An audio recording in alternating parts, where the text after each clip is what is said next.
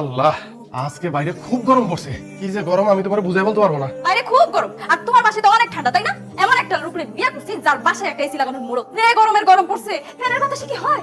দেখো দেখো, আমি ঘামতে ঘামতে পুরো সিদ্ধ হয়ে যাইতেছি। সোনিয়া, এক কথা প্রতিদিন কইবা না। তুমি তো জানো যে আমার এসি লাগানোর মুরত নাই। যদি তোমার এতই গরম লাগে তাহলে গরমের সাথে নিজের একটু মানায় নাও। মানাই নিছি আনিস, তোমার সংসারে তোমার বিয়ে করার পর থেকে আমি অনেক কিছু মানাই নিছি, কিন্তু তোমার মাথায় রাখা উচিত সবকিছু এইভাবে মানিয়ে নেওয়া যায়। এই রোদের মধ্যে কষ্ট করে বাজার করে হাইটে হাইটে আসলাম। ওই তুমি আমার এক গ্লাস ঠান্ডা পানি দিবা, তা না তুমি আমার সাথে চিৎকার চেঁচামেচি করতেছো। আমি যে তোমাকে বলছিলাম আমার সাবান, শ্যাম্পু, বডি লোশন সবকিছু শেষ হয়ে গেছে, এগুলো কি আনছো? না, আনতে পারি নাই। আনতে পারো নাই মানে? কেন আনতে পারো নাই? কারণ আজকে মাসের 20 তারিখ সোনিয়া, আগামী মাসের বেতন পাইতে হইতে 5 তারিখ। তোমার ওই বডি লোশন, সাবান, শ্যাম্পুর যে দাম তা যদি আমি কিনতাম তাহলে পরে আর বাজার করা হইতো না। আগামী মাসে বেতন পাইলে আমি তোমার ওই সাবান, শ্যাম্পু সবকিছু কিনা দেবো। তুমি আমাকে কত দিবা? গত মাসে তো তুমি একই কথা বলছো। সি সি সি সি, বড় সাবান, শ্যাম্পু, তেল এসব কিছু কিনা দিতে পারো না? কেমন পুরুষ মানুষ তুমি? তোমার বিয়ে করার সিদ্ধান্তটা আমার জীবনের সবচাইতে বড় ভুল সিদ্ধান্ত। তুমি আমার জীবনটা নষ্ট করে দিছো আনিস। কি ব্যাপার বৌমা, কি হয়েছে এত চিৎকার চেঁচামেচি কিসের? আমি সবার থেকে উঠে আসলাম। না, তেমন কিছু না আব্বা, ওই আমরা নিজেরা কথা বলতেছিলাম। বা এই যে বাজার করে নিয়ে আসছি, বাজারগুলি ভিতরে নিয়ে যাও। কয়দিন ধরে ঘরে বাজার নাই, আলু ভর্তা ডাল খাইতে খেতে পারতেছিলাম না। ও মাছ আনছো? ও মা, মাছ আনছি। এই কয়দিন খাইতে তুমি অনেক কষ্ট হয়েছে, এটা আমিও খেয়াল করছি। এই দেখ বড় মাছ, এই যে তেলাপিয়া, বড় সাইজেরটা, দেখছো? আবারও তেলাপিয়া মাছ নিয়ে এসোস? দেখছো তোমার পোলা আবারও তেলাপিয়া মাছ নিয়ে এসে। জানি এই তেলাপিয়া মাছ খাওয়াই আমাকে নারী ঘুরি চালানোর চিন্তা ভাবনা করতে চাও নাকি? হ্যাঁ, কি কো আব্বা, আমি তো কিছুই বুঝতেছি না। সারা মাছ তো তেলাপিয়ার বাঙার দিয়ে চালাই। আজকে বাজারে গেছো, সেই তেলাপিয়াই নিয়ে আইসো। আর তেলাপিয়া মাছের যে গন্ধ, মুখের কাছে আনলে আমার বমি আসে। ওই যে পাশের বাসার করিম সাহেব আছে না, ওর পোলা প্রত্যেকদিন বাজার থেকে বড় বড় রুই মাছ নিয়ে আসে, কাতলা মাছ নিয়ে আসে। আমি দেখি আর আফসোস করি, আরে আমরা পোলা জন্ম দিছি, হ্যাঁ দিছে, হ্যাঁ পোলা আনে বড় বড় মাছ, আর আমার পোলা আনে তেলাপিয়া। করিম সাহেবের পোলা অনেক বড় চাকরি করে, অনেক বড় বেতন পায়। তাছাড়া শুনছি তার 2 নম্বর ইনকাম আছে, কিন্তু তোমার পোলা তো এত বড় চাকরি করে না, এত বড় বেতন পায় না মা। তোমার পোলা 2 নম্বর ইনকাম করে না মা, এই কারণে তোমার পোলা তো ঘুরে বড় বড় মাছ খাওয়াইতে পারে না মা। তোমার পোলা পারে না। লেখাপড়া কি কম করাইছি? ওরে লেখাপড়া করাইছি তো, টাকা জমি যা ছিল সব শেষ করে দিছি, কিন্তু তো কিছুই করা পারি নাই। আসল কথা কষ্ট থাকে, বড় চাকরি অনেক তো কোনো মুরতি নাই। তেলাপিয়া মাছ আনছো তা? তেলাপিয়া মাছ তুই খা, আমি সে বাকি খাবো না। এই কি হলো? আরে বাকি খাবো না। কি শুরু করছো? তোমাকে বলি, আমার সাবান, শ্যাম্পু, লোশন এই বাসায় না আসা পর্যন্ত এই বাসায় আমি রান্না বান্না করি। আনিস, অফিস থেকে আসার সময় ভালো দামি দেখে একটা গিফট নিয়ে আসবা। দামি গিফট নিয়ে আসবো কেন? আমার ছোট বোন তানিয়ার যে জন্মদিন, তোমাকে আমাকে যে সন্ধ্যার সময় ইনভাইট করছে, ভুলে গেছো তাই না? আরে চলে ভুলে গেছিলাম। হ্যাঁ, আমার বোনের জন্মদিন না ভুলে তো যাবাই। তোমার পরিবারের কোনো কিছু হলে তোমার মাথায় ঠিকই থাকতো। দেখো, আসার সময় ভালো দামি দেখে একটা গিফট নিয়ে আসবা, আমার বোন দেখেই যেন খুশি হয়েছে। দামি গিফট কোত্থেকে নিয়ে আসবো? হাতে তো টাকা নাই। টাকা না থাকলে টাকা ম্যানেজ করো আনিস।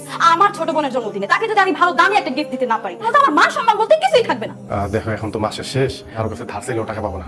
এক কাজ করলে কেমন হয়, এই তানিয়ার বার্থডেতে তুমি একা যাও, আমি না গেলাম। আমি না গেলে তোমার বার্থডে গিফট দেওয়া লাগলো না, বুঝছো না? আমার বোনের জন্মদিনে তুমি যাবা না, তাকে গিফট দেওয়ার ভয়ে? এত বড় ছোট লোক তুমি আনিস? ছি ছি ছি, আমার তো অবাক লাগছে, তোমার মতো একটা নিজ ছোট লোককে আমি ভালোবেসে বিয়ে করছি। সোনিয়া, তুমি একটু বোঝার চেষ্টা করো। এখানে তো ছোট লোকের কিছু নাই, আমার কাছে এই মুহূর্তে টাকা নাই, তাই আমি যেতে যাচ্ছি না। তুমি একা যাও। আমার জামাই থাকতে আমি যদি একা একা আমার বোনের জন্মদিনে যাই, আমার আত্মীয় স্বজনরা কি বলবে? আজকে যদি আমার জামাই না থাকতো, আমি যদি বিধবা হইতাম, তাহলে ঠিক আমি একা যাই। আমি কোনো কথা শুনতে চাই না আনিস। আজকে সন্ধ্যার সময় তুমি আমার সাথে আমার বোনের জন্মদিনে যাবে। আর হ্যাঁ, অফিস থেকে আসার সময় অবশ্যই ভালো দামি দেখে একটা গিফট নিয়ে আসবে। আবারও গিফট নিয়ে আসবো কোত্থেকে? টাকা পাবো কোথায়? টাকা কোথাও না পেলে ভিক্ষা করো। বারবার টাকা কোথায় পাবো, টাকা কোথায় পাবো বল, সেটা বলতে তোমার লজ্জা করে না? আনিস, মা মা ওই তোর বাপের ওষুধটা শেষ হয়ে গেছে, অফিস থেকে আসার পথে ওষুধটা নিয়ে আসিস। মা, ওষুধটা কি 2টা দিন পরে আনলে হয়? কি করছ তুই? 2 দিন পরে আনবি মানে? আরে তোর আব্বা যদি এই ওষুধ না খায়, তাহলে তো তোর আব্বা অসুস্থ হয়ে যাবে। কি করবি? ডাক্তার কাছে তোর আব্বারে নিয়ে দৌড়াদৌড়ি করা লাগবে। তার থেকে ভালো বাবা যে কইরা পারিস ওষুধটা আজকে আনবি বাবা। ঠিক আছে মা, আমি দেখি কি করা যায়। আমিয়া, আব্বা, আমার জামাই আসছে। হ্যাঁ, দুলা ভাই কেমন আছেন আপনি? খুব ভালো আছি। Happy birthday to you, happy birthday to you my sweet sister. এই যে এইটা তোমার বার্থডে গিফট। থ্যাংক ইউ দুলা ভাই। ফ্রেন্ডস, তোমরা সবাই এদিকে আসো। আমার বড় দুলা ভাই আমাকে একটা আইফোন 15 প্রো ম্যাক্স গিফট করছে, আর আমার মেজো দুলা ভাই এই যে একটা গিফট ধরিয়ে দিয়েছে, এটা আমি এখন সবার সামনে খুলবো এবং দেখাবো। চলো।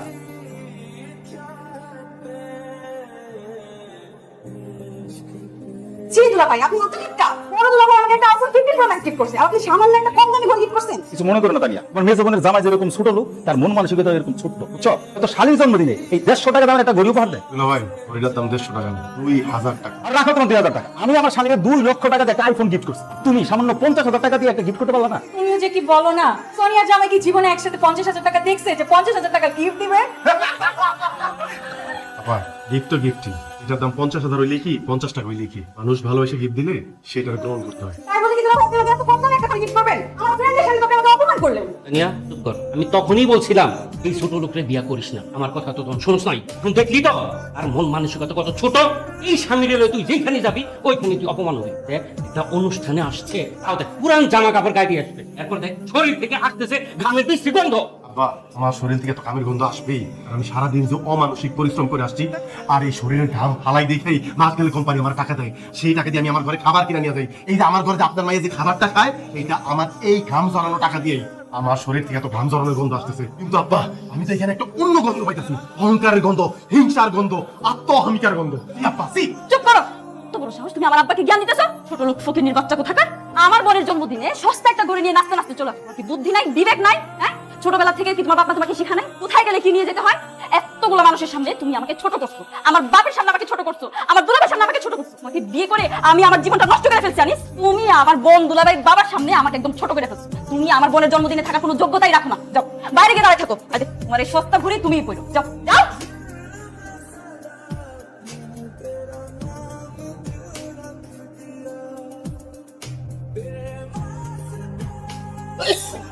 পানিটা খাও। মা আব্বা কি হইছে? আরে সেই দুপুরবেলা থেকে শরীরটা খারাপ। এই তোর অফিস যাওয়ার সময় যে ওষুধ জানতে বলছিলাম, আনছস? আর তোর যে এতবার করে আমি ফোন করলাম, ফোন ধরস না কেন? কথা কস না কেন? ওষুধ আনছস? না মা আনতে পারি নাই। কি তুই ওষুধ আনস নাই? আরে ওই ওষুধ খাই নাই দেখে তো তোর বাপের শরীরটা খারাপ। ওষুধ আনস নাই কেন? মা ওষুধ কিনতে যে টাকাটা লাগবে ওই টাকাটা জোগাড় করতে পারি নাই। ওষুধ কিনার টাকা জোগাড় করা পারছ নাই বুঝলাম। এতক্ষণ কই আসিলি? হ্যাঁ, দামাই বন্ধু এত রাতে কোথায় গেলি? আবার ওই যে সোনিয়ার ছোট বোন আছে না তানিয়া, ওর জন্মদিন ছিল, ওইখানে গেছিলাম। শালির জন্মদিন পালন করবার গেছিলি? নিশ্চয় খালি হাতে যাস নাই। তা আমি উপহার নিয়ে তারপরে শালির জন্মদিন পালন করে আসলি। ভালো, বাপের ওষুধ কিনার টাকা তোর পকেটে থাকে না, শালির জন্মদিনের উপহার কিনার টাকা তোর পকেটে ঠিকই থাকে। বাবারে বিয়া করছ, বউ পাইছ, শ্বশুর পাইছ, শাশুড়ি পাইছ, আমাকে দিয়ে আর কি দরকার? হ্যাঁ, বউ শ্বশুর শাশুড়ি সবই তোর আপন, আমরাই তোর পর। না আব্বা না আব্বা না আব্বা, এই কথা কইও না। এই কথা কইলে আমার কষ্টের আর সীমা থাকবো না আব্বা। এই দুনিয়ায় তো তোমরাই আমার সবচেয়ে আপনজন। আমি তানিয়ার লেগে একটা ঘড়ি কিনা নিয়ে গেছিলাম, ছোট মানুষ তো খালি হাতে গেলে কষ্ট পাইতো। শালির কষ্টটা দেখলি, অথচ বাপ ওষুধ না খাই আছে কষ্ট পাইতাছে। এটা তো চোখে পড়লো না? আনিসের বাপ, তুমি ঠিকই বলছো। আমাকে আনিস আর আমাকে নাই, পর হয়ে গেছে।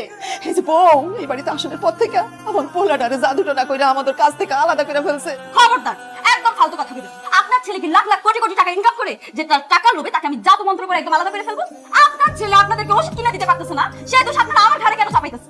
আপনার পোলা আপনার ওষুধ কিনে দিতে পারে না, সেই সমস্ত দোষ আপনারা আমার ঘাড়ে কেন চাপাইতেছে? নাকি আমার ঘাড়ে দোষ না চাপাইলে আপনাদের পেটে ভাত হজম হয়? মুখ সামলাইয়া কথা কবা বৌমা। তুমি বাসা থেকে দেখে গেছো না তোমার শ্বশুর অসুস্থ? তুমি তো ভালো করেই জানো আমার পোলার হাতে কোনো টাকা পয়সা নেই। তারপরেও আমার পোলারা দিয়ে দামি উপহার কিনা কেন তোমার বোনের জন্মদিনে নিয়ে গেছো? উপহার, গিফট। আপনার ছেলে একটা কম দামি ঘড়ি নিয়ে গেছে আমার বোনের জন্য, আর সেই ঘড়ি আমাদের বাসার কাজে বুয়ারা পড়ে। কাজের ভাইয়া না করলেও তোমার বইটা ঠিকই করবো। তোমার বাপ মা ভাই বোন সবাই কিছু লোভী, আর আমার পোলার পকেটে ঠিক টাকা পয়সা নিয়ে তুই সবসময় চিন্তা করো তোমার বাপ মা ভাই বোনটা কি কিনে দিবা, সেই ঠান্ডায় তোমার মধ্যে থাকে। খবরদার, আমার বাপ মার নিয়ে একদম ফালতু কথা বলবেন না। আমার বাপ মা লুবি না, লুবি হচ্ছেন আপনারা দুইজন। খুলে আমাকে লোভী কইলা? হালিস তোর সামনে তোর বউ আমাকে এত বড় কথা কইলো, আমাকে লোভী কইলো, তুই কোনো কথা বললি না? তোর বউরে তুই এত ভয় পাস? সি সি সি বাবা সি, তুই যে আমার পোলা, এই কথা ভাবতেই আমার লজ্জা লাগতেছে। আমার নিজের তো একটা মেয়ে আছে তাই না, সেও তো কষ্ট করে সংসার করতেছে, কোনোদিন কোনো কিছু নিয়ে বললে তুই দেখতে গেছো? হ্যাঁ, আর শালির জন্য ঠিকই তুই দামি করি কিনা জন্মদিন পালন করতে গেছো। আমরা সহ্য করলে কিন্তু আল্লাহ সহ্য করবো না বাবা, এটা আমি কইলাম। মা মা আর কইও না, আর কইও না মা। আমিও তো একটা মানুষ মা, আমি না মা আর পারতাছি না মা। তো আমি কালকে সকালে আব্বার ওষুধ যেমনে পারি আমি আইনা দিম মা। মা আশা তোমার মাইয়া, আশা আমার কেউ না মা, আশা তোমার বোন। আমার কি মন চায় না আমার বোনটা আমি দেখি, তারপর আমি তোমার কথা দিতে আমি কালকে আশারে দেখতে যাবো। কিন্তু বউয়ের কথা কিছু মনে করে না মা, মা সব দোষ আমার গো মা, সব দোষ আমার। আমার সময় বা কে আইলো? একটু পান খাইতে বলে শান্তি নাই। হ্যাঁ এটা আল্লাহ। আসসালামু আলাইকুম মামি, কেমন আছেন? ওয়ালাইকুম সালাম, ভালো আছি। তা বসো।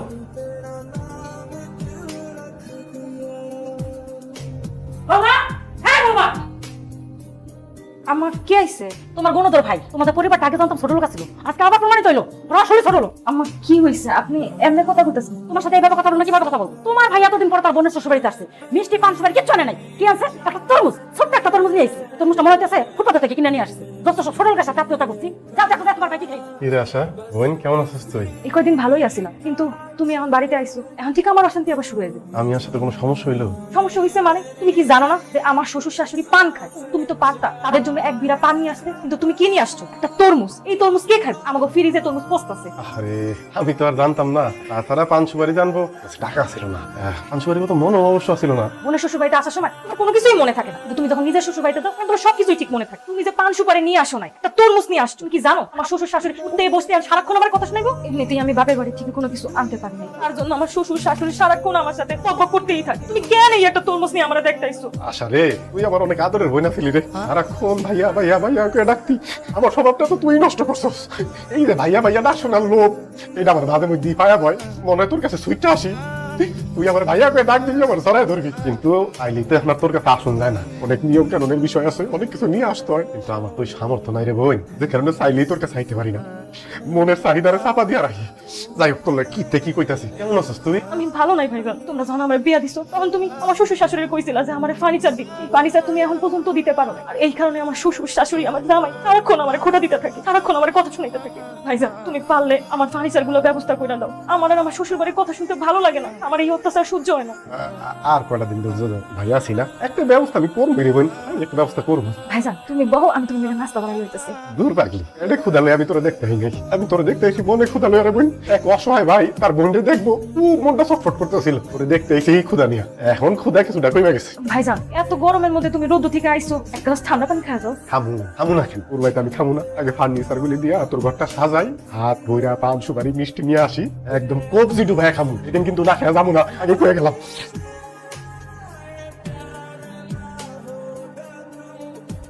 May I coming sir? আনি সাহেব আসুন। দেখুন, আপনাকে একটা সংবাদ দেওয়ার জন্য এখানে ডেকে পাঠিয়েছি। আপনার জন্য একটা ব্যাড নিউজ আছে। আপনার সামনের মাসে যে প্রমোশনটা হওয়ার কথা ছিল, এই প্রমোশনটা এই মাসে আর হচ্ছে না। স্যার, আমার প্রমোশনটা হচ্ছে না কেন স্যার? কারণ কোম্পানি আপনার সাথে বেটার একজন পারফর্মারকে পেয়েছে, কোম্পানি তাকেই প্রমোশন। আর এই বেটার পারফর্মার হচ্ছে আনোয়ার সাহেব। আনোয়ার সাহেব আমার চেয়ে বেটার পারফর্মার? এত কথা বলছেন কেন? কোম্পানি একটা সিদ্ধান্ত নিয়েছে, সেই সিদ্ধান্ত আপনাকে মেনে নিতে হবে। আপনার যে ব্যাপারটা প্রমোশনে, সেটা আমরা সামনের বছর বিবেচনা করব। এই তো, আর তো কিছু না। কিন্তু আনোয়ার সাহেব আমার চেয়ে- আনি সাহেব, আপনি বেশি কথা বলতেছেন। জান তো, আপনি আপনার কাজ করুন। বলেছি তো আপনার প্রমোশন নেক্সট ইয়ারে দেখবো। যান, কাজ করুন, যান।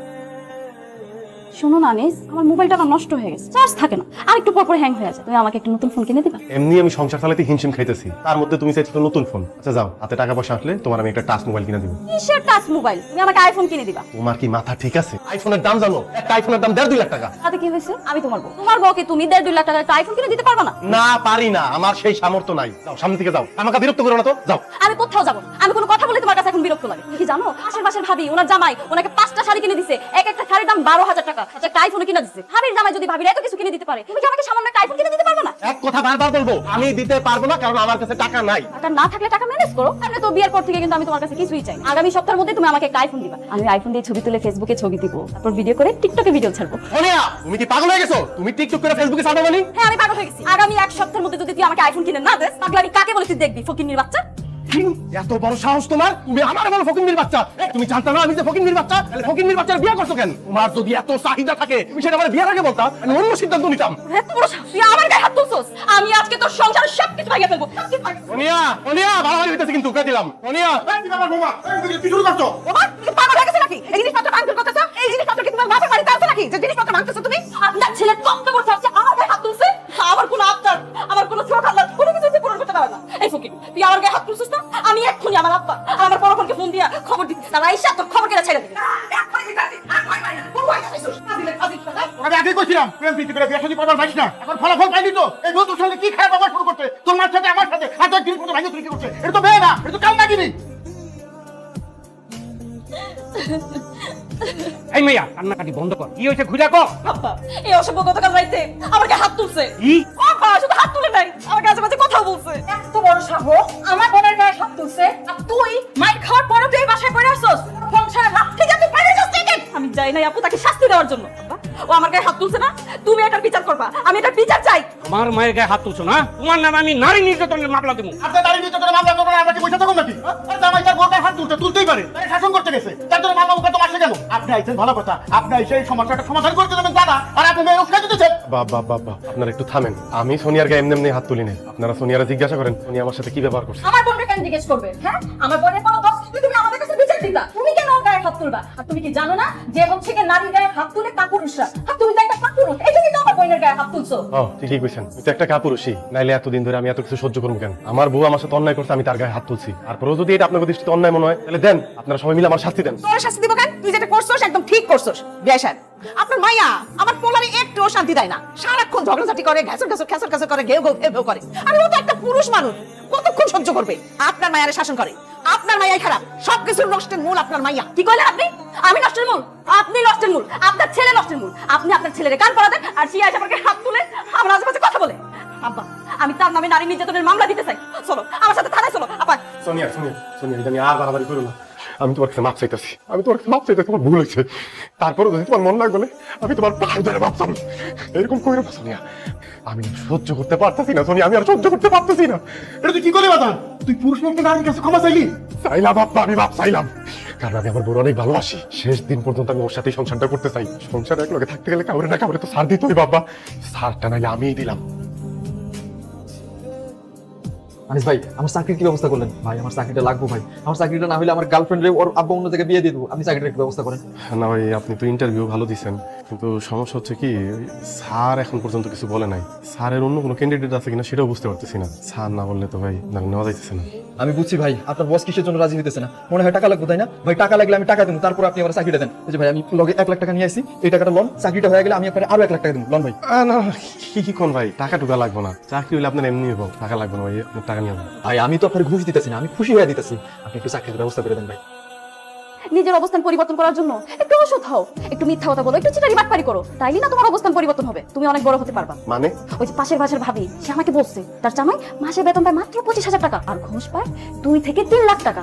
আমি বলি কি আনিস, তুমি ঘুষ নেওয়া শুরু করে দাও, তাহলে তোমার ইনকাম বাড়বে, আমাদের অবস্থান পরিবর্তন হবে। আনিস ভাই কি ভাবতেছেন আপনি? লোন না, টাকাটা লোন ভাই, আমার চাকরিটা খুব দরকার, আপনি টাকাটা নিলে আমার চাকরিটা মনে হয় হয়ে যাবে। লোন না। কেউ জানবো না তো না ভাই, ভাই আমি আছি, কেউ জানবো না ভাই, আপনি আর আমি ছাড়া কেউ জানবো না, আমি কইলাম লোন রাখেন রাখেন, আপনি আপনার জানবো না তো কেউ জানবো না ভাই।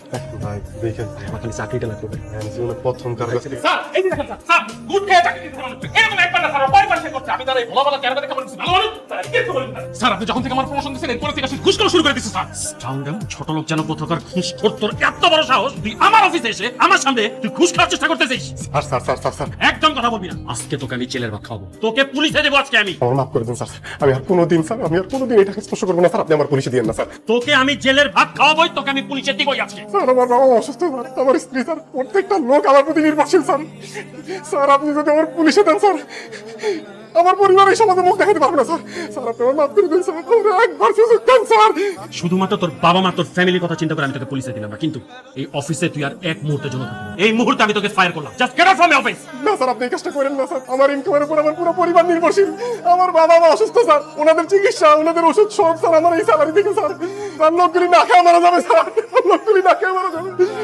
আনোয়ার সাহেব দাঁড়িয়ে আছেন কেন? ওনাকে ঘাট ধাক্কা দিয়ে বের করুন। স্যার আমার বাবা অসুস্থ স্যার, আপনি বের হন, অফিস থেকে বের হন। স্যার স্যার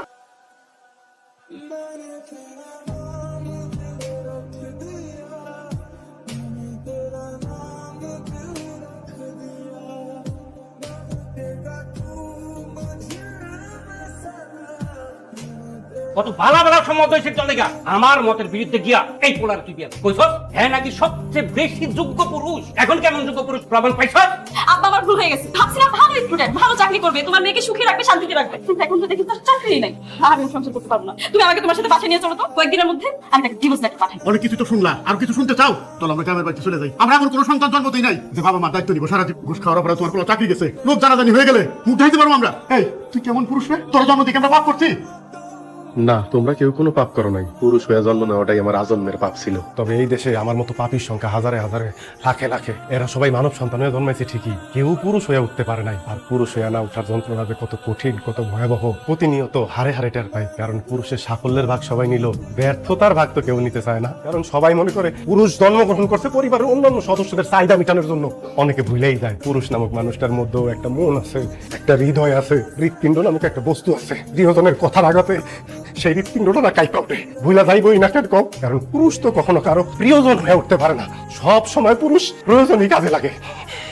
তুমি জানো সোনিয়া, পুরুষ মানুষ সবসময় চোখ দিয়ে কান্না করে না, মুখ দিয়েও আত্মনাদ করে না। পুরুষের মন কান্দে, হৃদয় আত্মনাদ করে। পুরুষ আবার সেই আত্মনাদ বুকের মধ্যেই চাপ দিয়ে ধরে রাখে, যাতে প্রিয়জনরা না শুনতে পারে। যদি কষ্ট পায়, সদ্য ভূমিষ্ঠ একটা বাচ্চা যেমন স্বভাবজত কারণে কান্না করে ওঠে, একটা পুরুষ মানুষও সামর্থ্য না থাকার পরও শুধুমাত্র প্রিয়জনের মুখে হাসি ফুটাইব দেখা স্বভাবজত কারণে বইলা ফেলায়। আরে এত চিন্তা করো কেন, আমি আছি না, একটা ব্যবস্থা হয়ে যাইব। কিন্তু এই ব্যবস্থা করতে যায় ওই পুরুষ মানুষটা যে কত ধরনের অবস্থার মধ্যে দিয়ে যাইতে হয়, সেটা কেবলমাত্র ওই পুরুষ মানুষটাই জানে। আমাগো সমাজে তো একটা কন্যা সন্তানের জায়গায় যদি একটা ছেলে সন্তান জন্মগ্রহণ করে, তাহলে পরিবারের মানুষ অনেক খুশি হয়, কারণ তারা জানে এই ছেলে সন্তান একদিন পুরুষ হয়ে উঠবো, তাকে সব চাহিদা পূরণ করবো। ছেলে সন্তানটা জন্মগ্রহণ করলে ওই দিন থেকেই শুরু হয় চাওয়া পাওয়ার হিসাব। এই যে আমি আজকে চাকরিটা হারাইলাম, ঘুষ খাইলাম, বিশ্বাস করেন এই অন্যায়ের কথা আমি আমার জন্য আটি নাই। এমন না আমি একটা নতুন শার্ট কিনবো, একটা নতুন প্যান্ট কিনবো, একতলা পেট বইরা ভালো মন্দ খামো, এই কারণে আমি ঘুষ নিতে চাই নাই। আমি ঘুষ নিছিলাম যদি তোমার মুখে একটু হাসি ফুটাইতে পারি, যদি তোমার চাহিদা পূরণ করতে পারি সোনিয়া। অন্তত দিন শেষে অমানবিক পরিশ্রম করার পর বাড়িতে আইসা তোমাদের হাসি মুখটা তো দেখতে পারবো। তোমরা তো আমার লাগে আর খারাপ ব্যবহার করবা না। আমি না পারি নাই, আমি ব্যর্থ হয়েছি। অনেক পুরুষ এরকম পারে না, না পাইরা তারা মৃত্যুর আলিঙ্গন করে পরম শান্তিতে ঘুমায়, কেউ কেউ উন্মাদ হয়ে যায়। যাই হোক, একটা ব্যর্থ পুরুষের কথা আর কত শুনবা। আব্বা তোমাকে পাই ধরি, আব্বা সোনিয়া তোমার কাছে আমার শেষ রিকোয়েস্ট, তোমরা এই বাড়ি ছেড়ে যাও না। তোমরা কেন যাইবা? ব্যর্থ তো আমি, এই বাড়ি ছেড়ে আমি চলে যাইতেছি মৃত্যুর মিছিলে, অথবা পৃথিবীর উন্মাদ পাগলদের নামের তালিকায় কোন একদিন হয়তো আমার নামও যোগ হইব। হোক, তোমরা তো ভালো থাকবা, তোমরা ভালো থাকলো আমি পাগল উন্মাদ হয়ে ভালো থাকবো। আমরা তোমরা মাফ করে দিও। আল্লাহ ভয় লাগে, তুমি পুরো শব্দ ভুলো না, আমার ভুল হয়ে গেছে, আমার মাফ করে দেওয়া নেই। তুমি সারা এই দুনিয়াতে আমার বসবাস অযোগ্য, আমার এক ছোট্ট রাজত্বের রাজা হয়ে থাক, আমি তোমার রানী হয়ে থাকতেছি। আমি আজকে বুঝতে পারছি যে পরিবারের পুরুষের মুখে হাসি নাই, সে পরিবারের অন্য সদস্যও হাসতে পারে। আমরা ভুলে গেছিলাম তুই একবার রক্ত মাংস করে একদম। বাবা, আমি মা হইয়াও তোর বুঝতে পারি না বাবা, তুই আমার মাফ করে দিস, মাফ করে দিস বাবা। আব্বা আব্বা খবরদার এই কথাটা করুন আব্বা। একটা পরিবারে যখন সব সদস্যরা ভালো থাকে, হাসি খুশি থাকে, শান্তিতে থাকে, যখন ওই পরিবারের প্রত্যেকটা মানুষ হাসতে থাকে, শুধু কান্না করে ওই পরিবারের পুরুষ সদস্যটা, ওর চোখ দিয়ে অশ্রু বাইরায় আব্বা। তবে সেই অশ্রু কষ্টের অশ্রু না, ওইটা আনন্দের অশ্রু আব্বা, আনন্দের অশ্রু। ওই অশ্রু আল্লাহর কাছে শুকরিয়া আদায় করার অশ্রু আব্বা। তোমরা যদি হাসি থাকো, খুশি থাকো, আমার যে সুখী পৃথিবীতে কেউ থাকবো না আব্বা, কেউ থাকবো না। আব্বা আব্বা কান্দেন না আব্বা।